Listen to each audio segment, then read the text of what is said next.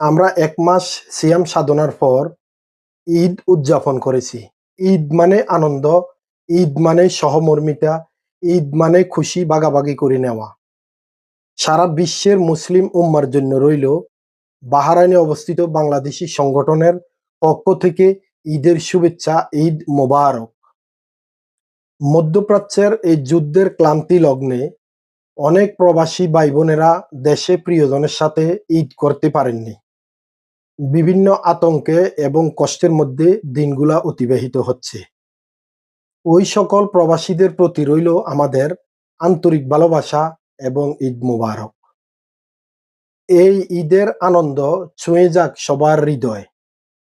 সবাই যেন নিরাপদে থাকে, স্বস্তি এবং শান্তি পায়।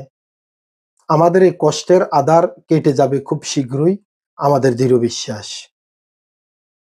সবাই শান্তিতে, নিরাপদে, সতর্ক থেকে ঈদ উপভোগ করুন। সবাইকে আবারও জানাচ্ছি ঈদ মোবারক। ভালো থাকবেন। আসসালামু আলাইকুম।